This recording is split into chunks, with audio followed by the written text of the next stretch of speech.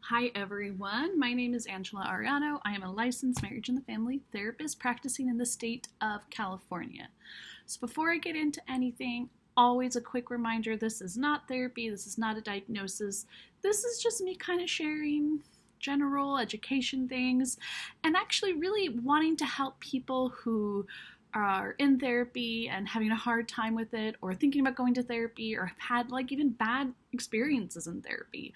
I think there's a lot of great videos out there made by therapists on coping skills and psychoeducation, and so I thought I'd try this because this is a topic I think isn't really discussed too often. For clinicians, we talk about it, but I don't know how often clients are able to talk about these things. So today I want to talk about what happens when you have a rupture with your therapist. Some type of conflict maybe in the relationship. Maybe they said something. We're human, believe it or not. Therapists are human people, and sometimes we say things that can rub you the wrong way, or there's some type of rupture in the relationship, whatever it might be. Sometimes the therapist isn't even aware that it's there, or the client isn't. I talked a little bit about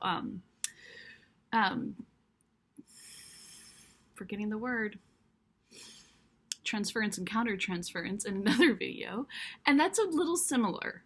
But this is more, maybe your therapist said something that upset you, or maybe you're just not feeling safe with them anymore. And that can be really hard and scary because this is someone that you're opening up to and you're being very vulnerable with, and it can be really hard. Another topic to maybe get into is even knowing, is this just the right therapist for me? And that might be a whole other video for a whole other time. I try not to have videos be too long. I want them to just be little morsels of information. So today is really just about, what do I do if my therapist upset me? What do I do if they brought something up that maybe is a conflict?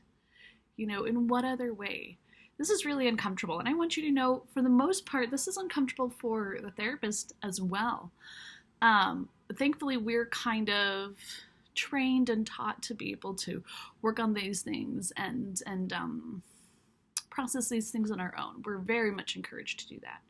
So let's focus on what it's like for the client, though. Let's just say, and I have done this, unfortunately, and it breaks my heart when I've gotten feedback that I have said or done something that upset a client.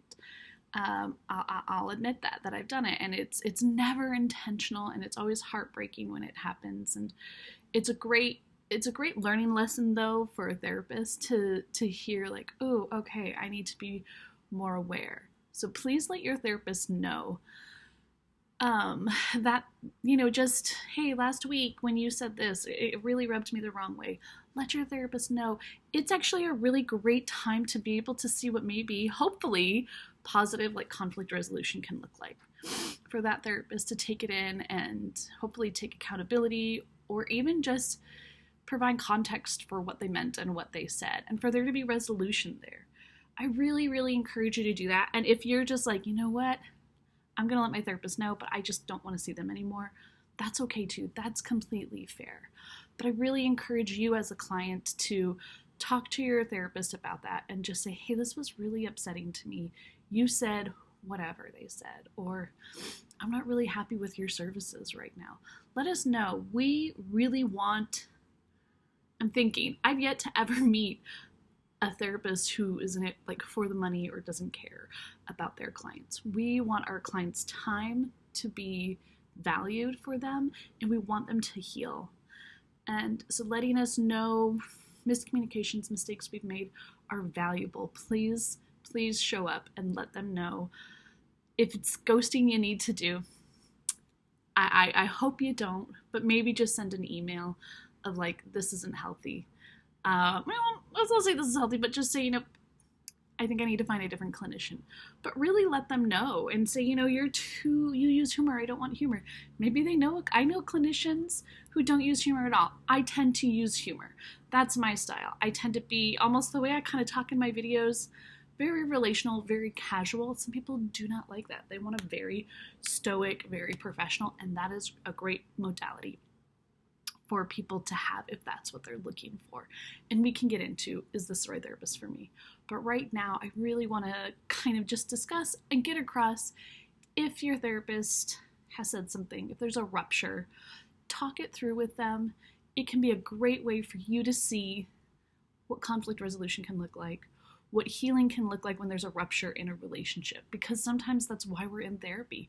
We're struggling with our relationships, and what a great way to be able to handle conflict than with your hopefully good therapist who will be able to hear you and value you, and you can see what it's like to be heard and valued, validated in those, and find conflict in it. And it might be awkward maybe for the rest of the session or for a little bit after that, but I really encourage you to really persevere and try and let them know. I really hope this video helped. Please let me know if there's anything to maybe clarify in any way, and I will. I hope you guys have a great day, and don't be afraid of conflict in therapy.